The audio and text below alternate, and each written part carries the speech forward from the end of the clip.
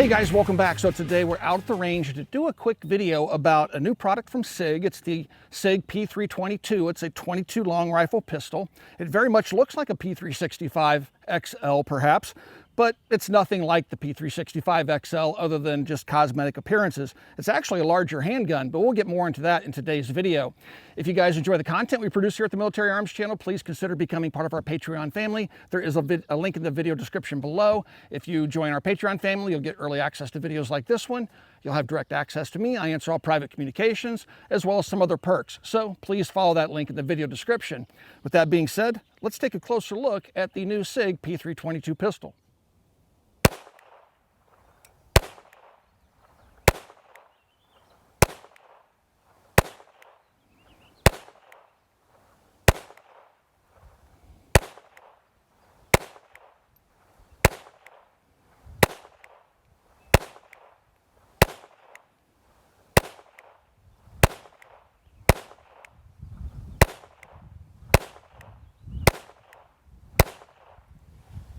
First of all, let's take a look at the size of the P322. I actually carry a P365 XL sized handgun. This is the new Spectre Comp 9mm. Set that aside. Weapon is clear, but this has the XL length slide and XL length grip. However, it has a P365 length barrel in it and a 2-port comp on the end of it. But you'll notice that this gun is actually smaller than the new P322. And that's quite interesting. So it's somewhere in between. It looks very much like the smaller 9mm, but it's bigger. It's lighter, but it's bigger. Now you'll notice on the P365s, they're now leaving the rear sights in place when you take off the plate cover to put a red dot sight on it so you can mount suppressor height sights or taller sights and co-witness through the red dot sight. It's interesting to note that on the P322, they're still doing things the old-fashioned way. When you take the plate cover off, it takes your rear sight off, which does have a fiber optic glow in it, so it has 2 dots back here and a dot up front, but it takes that rear sight off in exchange for a red dot sight.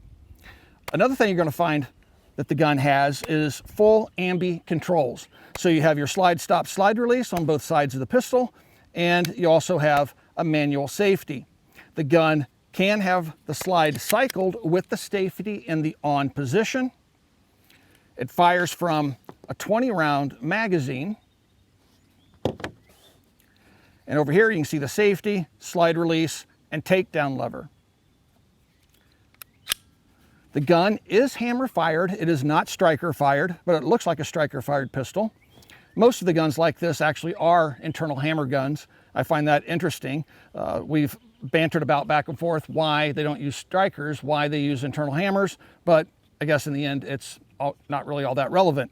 It does have a pick rail down here for mounting accessories, and the trigger on this pistol is polymer, as is the frame. Now the slide is metallic. It has a fixed barrel, does not have a Browning type action, so it's a fixed barrel, but we'll get into that when we field strip the pistol. What's interesting to note is that it has 20-round magazines, and the Glock G44, we just checked before we came out again to film today, and Glock magazines only hold 10 rounds in their G44. There are aftermarket Pro Mags that hold more rounds, but who wants to put a Pro Mag in their gun? Pro Mags are not known for their reliability. Factory Glock magazines are still limited to 10 rounds. At one point they said they were working on a 15-round magazine, but they were working out the kinks to make it the most reliable magazine as possible. Meanwhile, SIG has already put out a 20-rounder. And so let's take a look at some of the other features of the gun, but to do that, let's take it apart and take a look on the inside.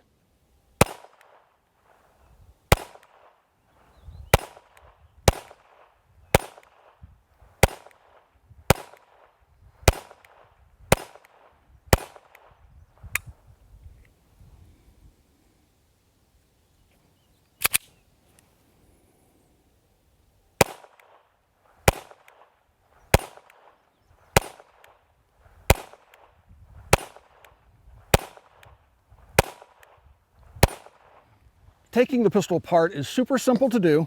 You're first going to want to make sure that the weapon is empty. I'm going to drop the magazine out, set it aside. I'm going to lock the slide to the rear and visually inspect the chamber to make sure there's no round present.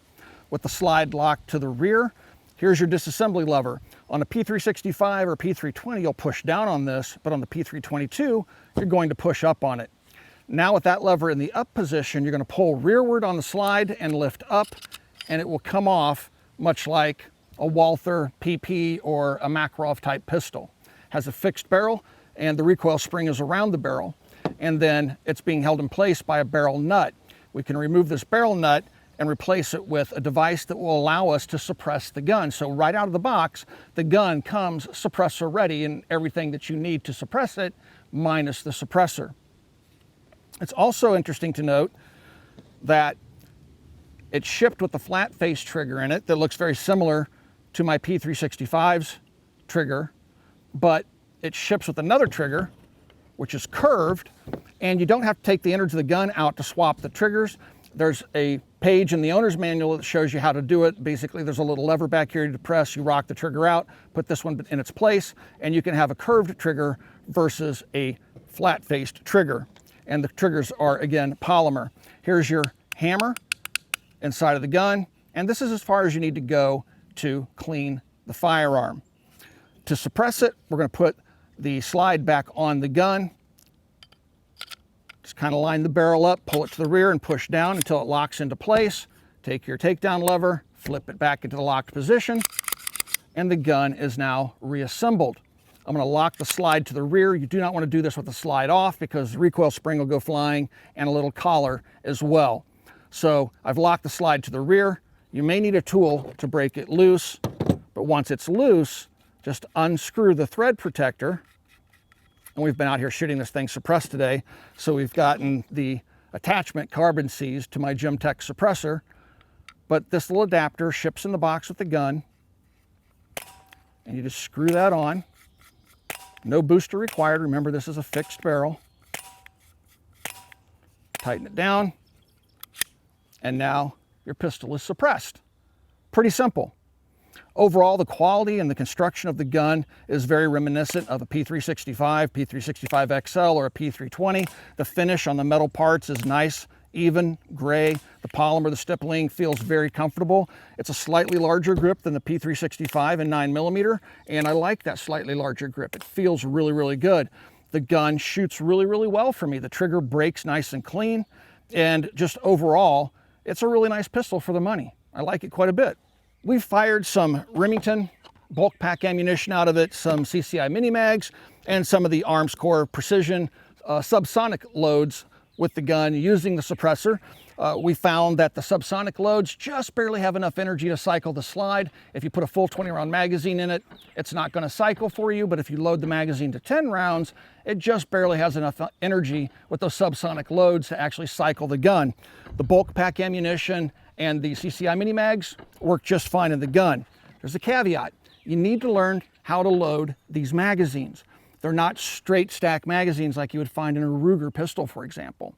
These magazines they have tabs on both sides. It does also include a magazine loading tool in the box, but you have to load these very carefully, making sure that you don't cause what's called rim lock. The straight-walled 22 case is a very difficult case for an auto-loading rifle or pistol to handle. And another thing that they struggle with is the rim, which is not like a 9mm, which is rimless. It actually has a physical rim. So you want to make sure as you load the rounds into the magazine, you do so in such a way that you do not cause rim lock.